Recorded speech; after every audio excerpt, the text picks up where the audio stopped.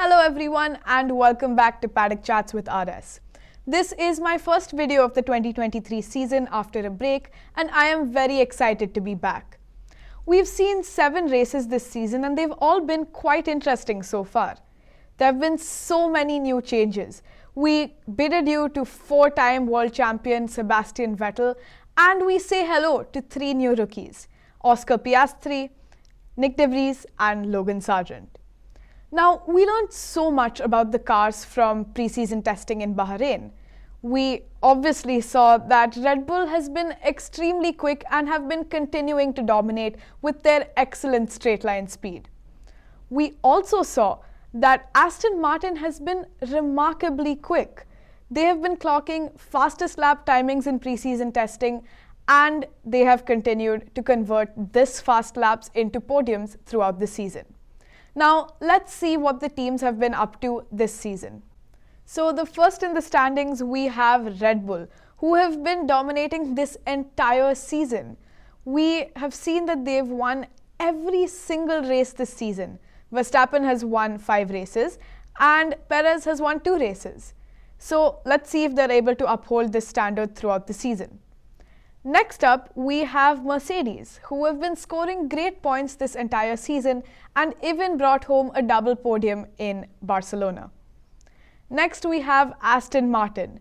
With their Mercedes engine, they have been doing amazingly well and they have been on the podium for all but 2 races, Azerbaijan and Spain last weekend.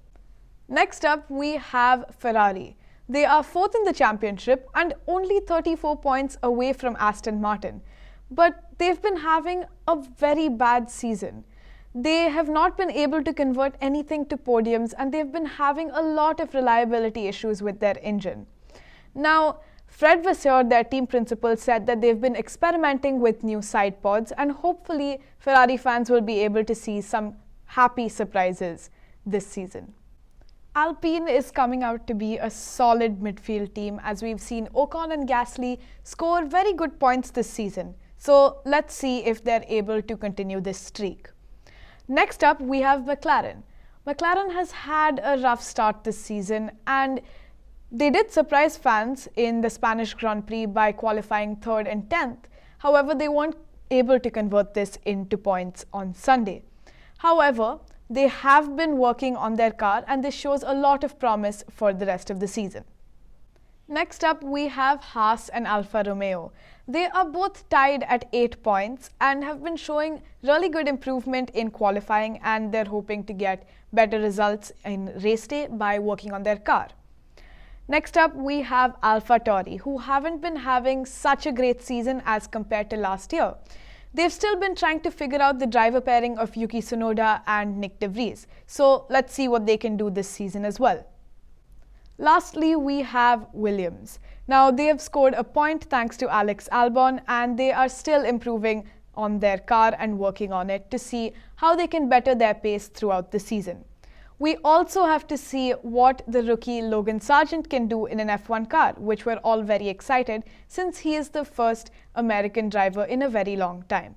So we have seen the Spanish Grand Prix last weekend. And here are the driver standings after the Spanish Grand Prix. We can see that Max Verstappen is still retaining a lead over the other drivers. And we can also see that it's really close between the Mercedes, Aston Martins and Ferrari drivers. So let's see how that pans out. Now, this season has been a little tough for many teams because the FIA has introduced a new floor height rule. While some teams like Red Bull, Mercedes and Aston Martin have been able to work around that rule and adapt to that rule, teams such as AlphaTauri and Ferrari haven't been able to really adapt as well. So these teams are working on their cars and the other teams are powering through. Now, there's been so much to talk about this season and there will be so much more.